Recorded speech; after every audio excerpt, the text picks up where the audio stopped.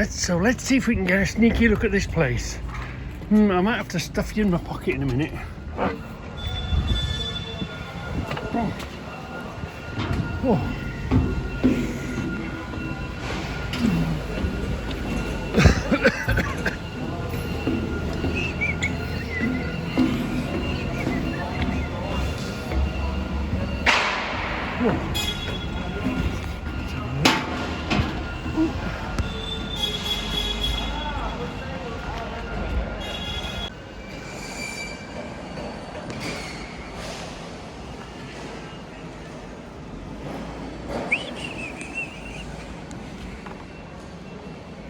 Really busy little spot this, look. Trucks in the bays there.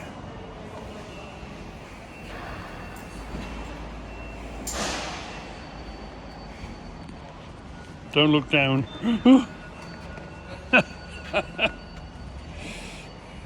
So today, look, I'm picking up out a Land Rover, Leicester.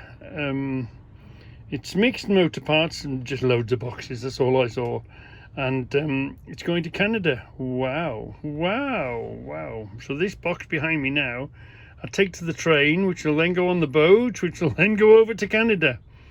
I don't know when it'll arrive or nothing, but yeah, it can be interesting what we pick up, and it's amazing where the stuff goes and what it is. So here we are watching the madam come home. Has she shut that door yet? I think she has, look, she's down here. She's behind the big bright light. Oh no, she's just gonna go and get the door, I think now. Keep an eye on her. She'll be up here, won't she? Yeah, look. Let's press that. Here she is, she's coming to get the door. There we are. See how the battery lights are lighting up for her, the sensor battery lights. They light up both sides of the door now. The inside of the door, the outside, except we've got the big lights on there. So here she comes. She's going to make her way through to the garage in a minute. Make her way through the Goldwing garage. Well, the Goldwing garage with no Goldwing. Oh, there's an update on that, by the way. Yeah.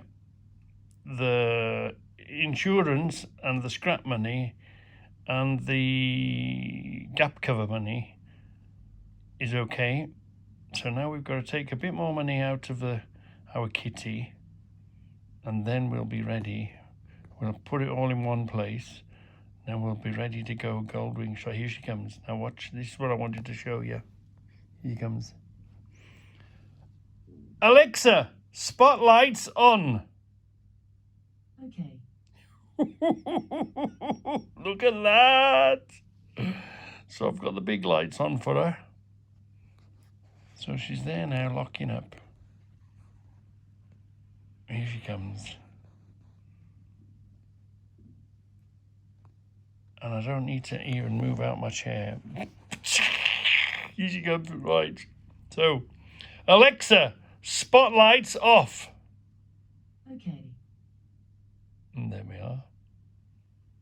It's how the infrareds take over. See in the garage now. Then the green in the garden, yeah, the infrareds take over.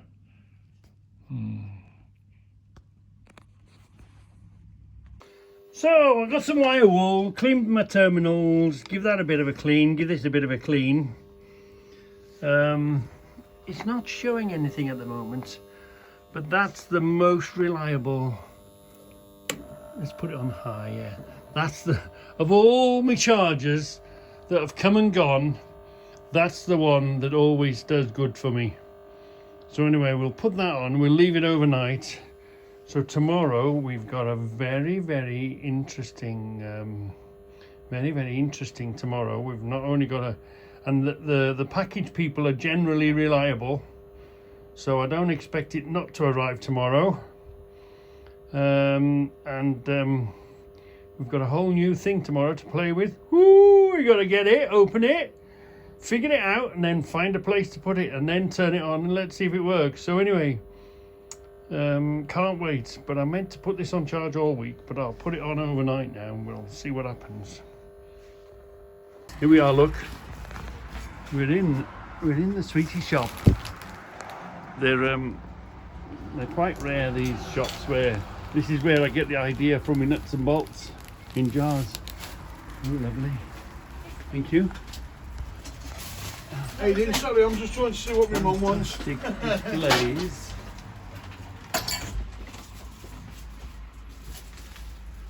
So it's just like being in a...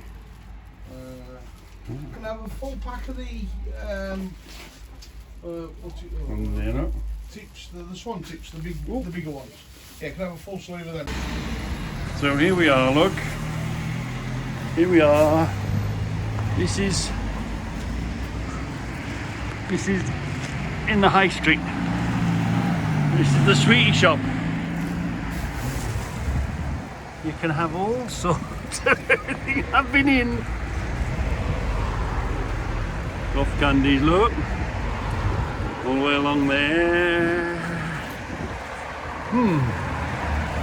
Lovely, right. He's just been over to Blocks, which she's gone to get her, because she'd had a flu jab. She didn't want them together, so she's been there. This is one of the high streets in one of the little villages. Yeah. So let's do, it's not a tool haul, is it? It's a sweetie haul. You've been to Marshall's. Look, Bloxbridge High Street. What do we have right there? We've got treacle toffees. Oh, gorgeous Walker's treacle toffees. Yeah, really nice. Yeah. So treacle toffee. Yeah, we've got a quarter of. Or what's the modern equivalent of a quarter? Yeah, we got some little bananas. Yeah, what they call foam sweets. We've got some eggs. Yeah, little egg things. What do you mean I'm just a kid? Yeah, well, I am a kid at heart. This was something in custard. Caramel on custard or something. I just sort of saw them and we'd give them a bash. We had rock last time, that apple flavoured rock, and just try something different. We got some snakes. Ooh, lovely. Yeah, big long snakes. Yeah, wine gums, and I do like this yellow stuff underneath. Yeah. And we got some cough candies to keep cough, and seed twists, cough sweets for keep Debbie happy. Yeah. We went shopping. We've got some because of the you've got to be aware of all the energy you're burning. Okay, we've got the doors. Yes, they're double glazed, and okay, you can slide this thing up and down, which I guess is another layer of insulation of a type, of a sort. But anyway, we've got this. We've got some curtains to match them curtains. They're these thick insulated warm curtain things. So okay, it might take a few years to get your money back. Who knows the way the thing is. Lunar, look, blackout. So, and then of course when you've got the curtains, you've got to get the bleeding curtain pole, haven't you? So okay, we've got a nice curtain pole that's going to fit along there, one of them extendables. And then of course, yeah, throw it out just in case. Of course, you've got to get the brackets, and whew, it adds up, doesn't it? But anyway, that's that should. I know it's double glazed, but even so, when you touch the glass, it's still cold, isn't it? So it's just another layer. So when the winter comes, we'll be able to shut this behind a curtain, and hopefully, well, try and control the cost of heating. Usually on a Saturday, Debbie gets cabin fever, and you like wandering off, don't you? But I'm sitting in. Look, this is this Vivor. Because we saw it on and we had the discount. It should have been 162, but then we used the discount on it, and we paid 129 for it. So I'm sitting in waiting for the diesel. It's an 8 kV one, 12 volt heater. So I'm sitting in waiting, and then we can go to the shed and fit it, and obviously make another film. But I'm going to do a box opening first. Yeah. So let's have a little chat and a little catch up on the wing situation. And the next step and the dilemma. Well, anyway, obviously the bump happened. We got in touch with our insurance people, and obviously we had the footage, and it's a no fault accident. And we said to the insurance people, yeah, well, you know, did we consider it as a no fault accident? And they said, all right, don't go through us, we'll recommend you people to go to. So, okay, we won't go through our insurance. We'll go to these people, which was Fourth Dimension. Fourth Dimension, and they come from Surrey. So we spoke to them, we sent them the video, blah, blah, blah. They'll deal with it, fine. So they sent us a hire bike. Now, we could have had helmets. He did bring some helmets, but they didn't fit, so we didn't decide not to have the helmets. But you could have 3 helmets, and we had the hire bike because we had commitments. We had to go to well, we committed to go to Ride for Life. No, Ride to the Wall, hadn't we? So anyway, and to be honest, to be fair, they've been very nice, polite people. They've rang us every step of the way. Each department has rang us. I cannot fault them. Obviously, you know, sometimes you get frustrations and blah, blah, blah, blah, blah. And it has been a few weeks. But we've got there eventually, and I can't knock them, you know. Obviously, you like to think when you deal with these big companies that you're the only customer that they've had and they've got and they ever will have. But that's not the case. You're just one of many, aren't you? So I've got to give them 10 out of 10. Fourth Dimension have been great, fantastic, good communications. The first offer was that they couldn't get, it was quite an expensive repair bill. The first offer, they were going to write it off, and then there was £1,000 difference. Then I agreed a compromise repair, so they couldn't get the lid for the back. So I said, well, all right then, don't worry, you can rub it down and paint it and blah blah blah, and I'll accept, because I didn't want to lose. Didn't want to lose the bike, because I sent it with everything was there, and all the chrome and everything, all the add-ons, and the lights wasn't involved in the bump at all. So I didn't dream for 1 minute that I'd never see her again, and the cameras are down there as well, have gone. So anyway, it came back then, and then the next question was, well, it was going to take a while to fix. They'd write it off, but could we give the hire bike back over that period of time? And I says, yeah, you can have the hire bike back, and you can fix it, wait for the parts. But it was going to be about 3 months, so I agreed it initially, and then I changed my mind within 24 hours, and I rang the bloke back and I said, look, okay, let it go. We really was reluctant to let it go, but anyway, we've decided, and the main reason we decided really is, after all said and done, we're gonna walk away with like 14,500, which is more than we would have got Part X. Don't matter which way you look at it. And the chrome, yes, all the chrome panels and all the bits and pieces, it is a lot of money, but it's what I said to Debbie is it's only a lot of money in one lump, but because we bought this week and that last week, and then, you know, a few weeks or months go by, we've put all that chrome on in a period of nearly 4 years, and the fun is finding the parts, waiting for it to come from America, and then fitting the parts. So yes, it represents a lot of money, but it doesn't, because you've spent it as you've gone along. So let's get to the figures. Let's get to the numbers. We off the other side's insurance, they've given us 7,500 for the bump, for the loss of the bike, you know what I mean.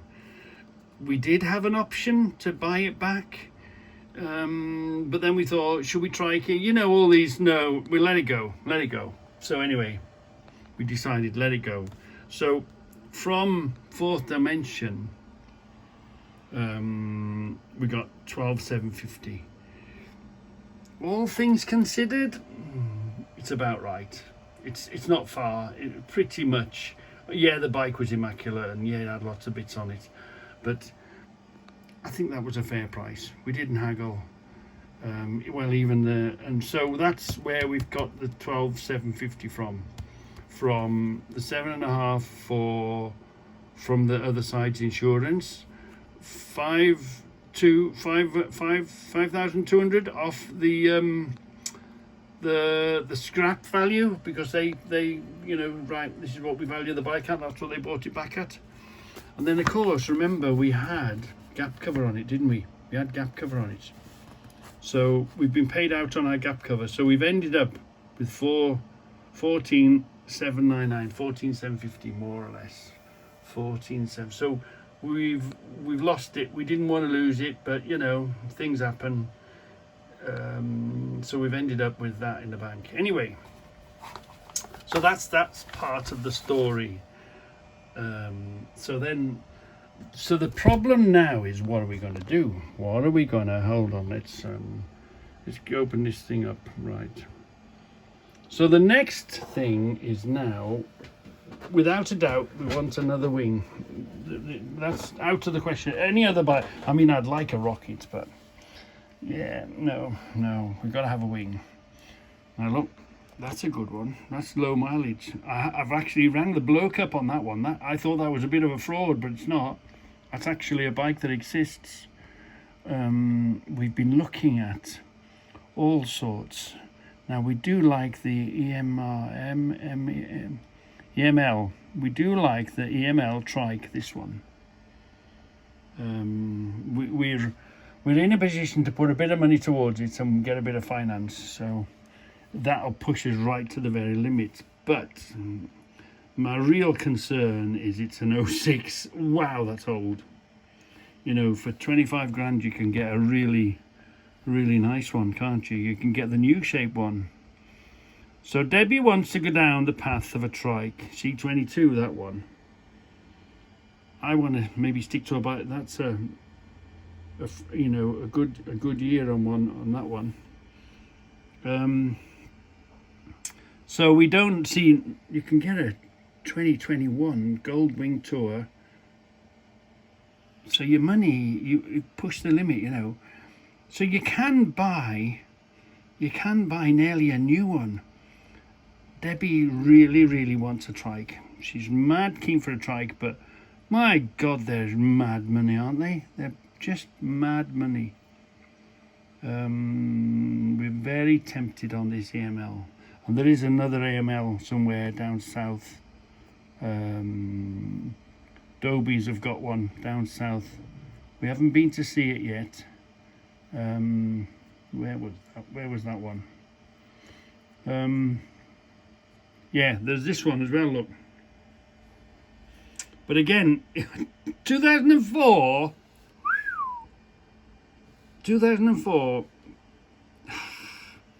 I don't know what to do.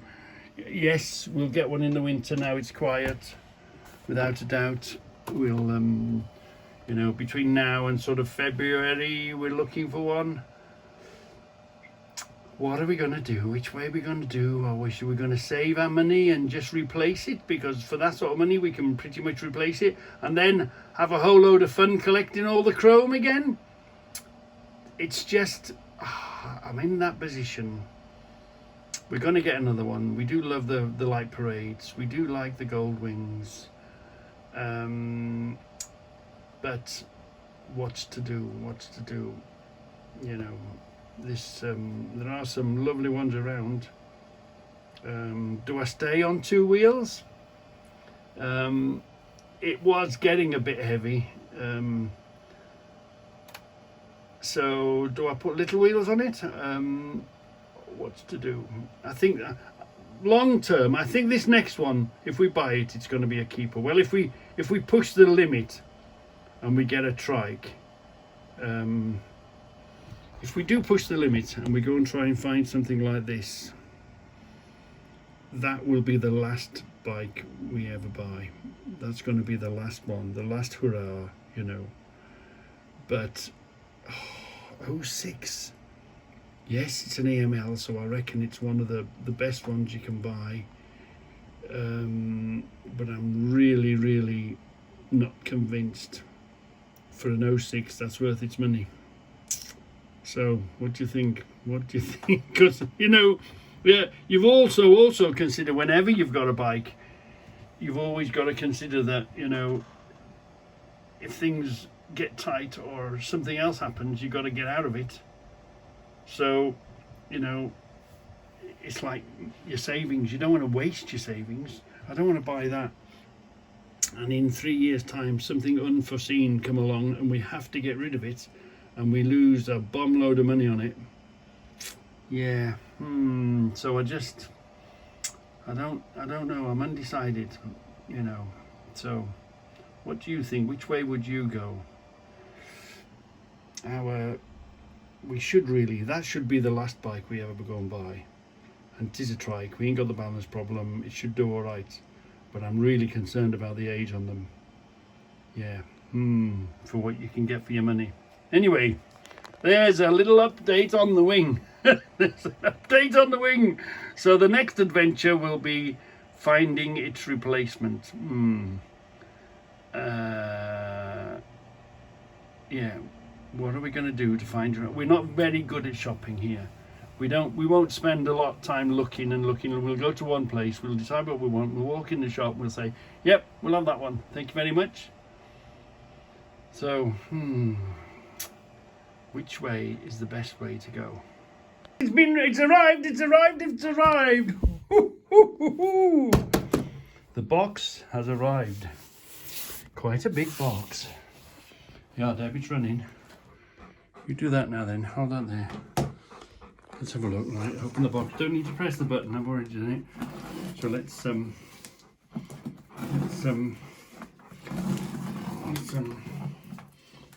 the hell do you there you are. That's it, there we are. Open the box. Don't scratch my table. Don't scratch my table. Don't scratch my table. Okay, look. Oh. What's right here now? Let's have a look. So the fuel, I've got to go and get some fuel. There's the fuel. We'll have to make a hole in the tap. Point it. Show it to me. Here. We'll have to make a hole there. That's where the fuel tank. This is the type that needs a hole there. The ridge is there, so I'm going to have to sort of file that. There's one that side. I suppose it depends on where you wanted it. Yeah, well, no, you want the fuel at the bottom, don't you? Right, so there's the fuel tank. Here's the exhaust piece. Here's the booklet. Yeah, I'm a man, we don't need the bucket. There's this, the plate has come. I'm guessing this is a box of parts, yeah. This is the box of parts. Give that an opening. Now, the reason I chose this one was there was somebody else had done a video on the Vevor one, the Vevor, fitting the Vevor thing. So we've got a inlet pipe, and we've got a box of fixings. There's the inlet breather, the thing to hold the fuel pump. That's there. Here's a piece of hose that this fits to. That'll go on there. That'll be there. There's no T-joint in this one, but it don't matter. Just one will do fine. No big deal. The loom, which is all just plug and play stuff. Inline fuse. Plug one into the other. I guess that's the pump. I guess that's the thing of it. The fuel pipe. Oh yeah, this is this stiffer fuel pipe. I think the fuel pipe is better. I want to pour a fuel pipe, and this is the exhaust, the flexible steel tube. So let's get down to the meat and veg of the job, right? It's what's in here now? Here we are. Let's take this off here. Here is the beastie. Now you know, here's the control panel, and here's the remote control for it. Great, great. And here is the fuel pump. That'll be the fuel pump, yeah. Has to be fitted at an angle. It has to be fitted 45 degrees ish. So we've got to do that. We'll find a place for it yet. And here we are. Here it is. Now I don't know why. We just happened to pick the white one. Just happened to be that colour. You see a lot of them in different things. Oh, it's quite heavy. It's quite heavy. So here is the fuel in. One will be the exhaust and one will be the breather in. And here is the actual unit. Yeah, that sucks the air in that way, I guess. And yeah, this is where that pipe will connect. I'll go in that way. So now we've got to fit it somewhere so that the pipes work underneath it, and that the breather pipe will be able to breathe. So anyway, this is our look at, and it is a Vivo. It's a 8 kilowatt. So I wanted the heat, wanted a big one, and this is the is it the Vivo? Yeah, this is one of the heaters. Anyway, let's so that's going to be another film. So I'm going to put this in the box opening and that, and I'm going to do a complete other film of fitting it, because you know what I'm like, loads of little films. So ooh, nice warm Reggie, safe, much safer than the gas bottles. Yeah, right. So let's continue the discussion about push bikes, shall we? Now, as you can see, this is Debbie's car. Debbie is driving on her way from home, right? So let's have our first glimpse of the subject of this video, shall we? Here we go. Here we go. Here we go. About push bikes being, yeah, we'll catch him in a minute. About push bikes knowing the rules of the road, what you can do, what you can't do, you know, all that. So fair play. Let's, we've just discovered him. There he is in front of us. Fine. I mean, it's difficult for him to go on the pavement anyway, because there's cars strewn all over the place. It's not, so he was probably in the best place to be. Now there's a bit of a bend in front, so Debbie's not going to take that chance. Fine, a bit of an uphill. You can tell by his poor little legs. Poor little munchkin's legs. So he's in the best place he can be. Debbie sees the opportunity to pass, so Debbie passes quite properly and correctly around him. So, and then Debbie comes to the junction. Okay, let's see what this one is. Here she is. She's coming to the junction now. So we're watching. Now watch what he does. We'll have a look in a minute. Watch him coming backwards, but it's the same push bike guy. Look. And the thing is, there's only see this green light? There's only a zebra crossing there if he wants to cross. Very busy road, very busy situation. Here he is. He's just come up. Now, he's sitting there in a dangerous spot. He goes to cross the road. He stops this lane in front. He even makes the truck. What? You know, mad push bikers. Don't give a damn. Don't know the rules. You know. Now here we are. Look, let's stop here. There's a zebra crossing here.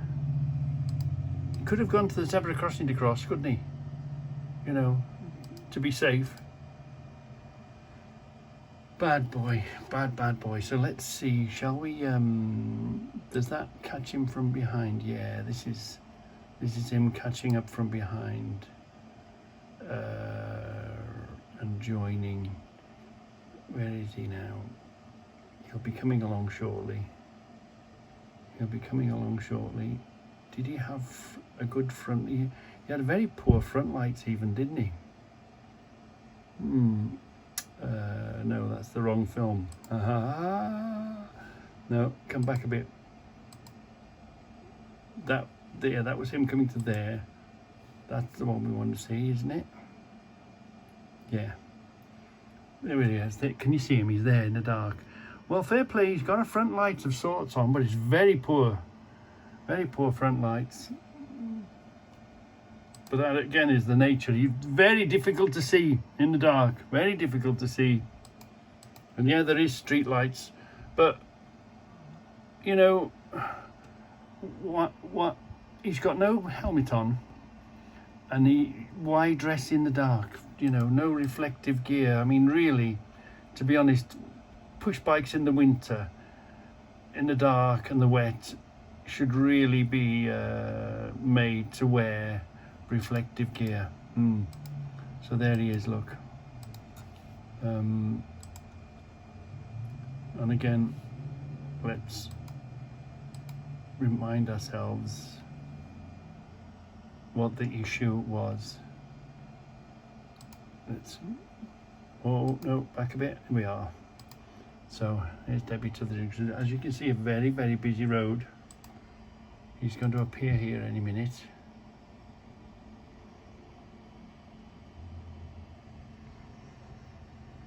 There he is, look, you see him? So he's going to try and cross the road when there's as you can see, there's plainly a zebra crossing up here to cross.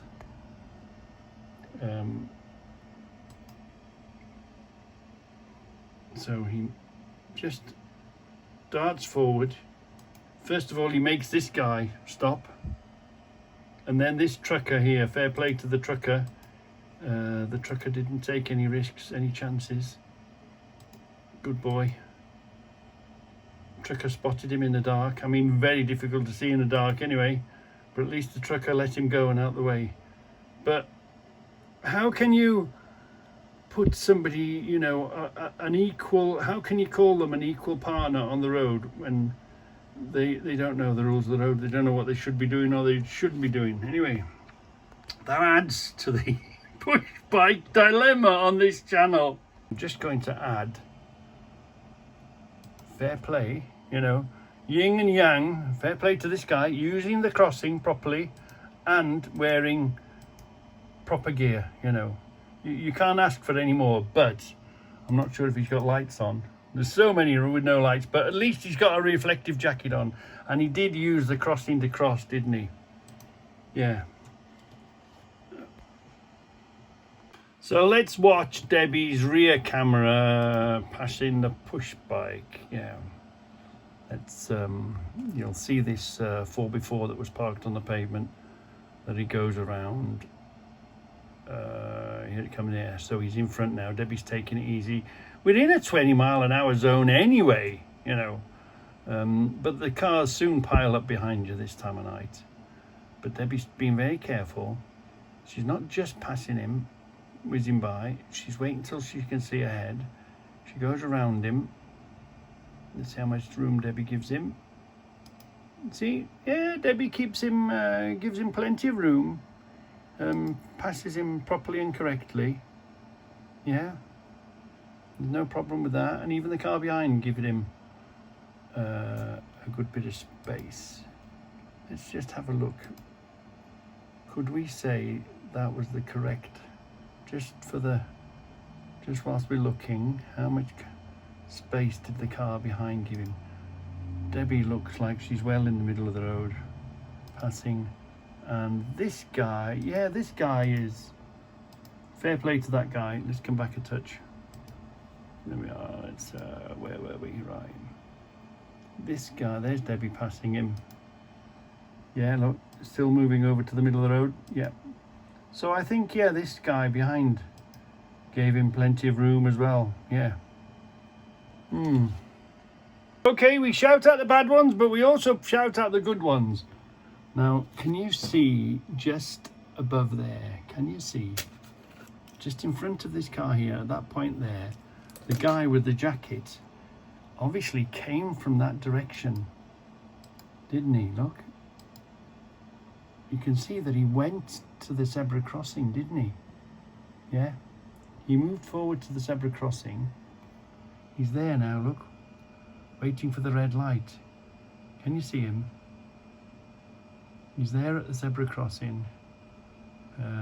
There's this one, not bothering to use the zebra crossing at all, and actually putting his life in his hands. Look, how dangerous is that? The truck driver obviously thought, a bloody idiot on the road, another idiot on the road. And let's see. I think the lights do change, don't they? Yeah. And where's our man on the push bike, the good guy, wearing a jacket, reflective gear in the winter and the dark, and using the footpath? Well done, sir. Well done, sir.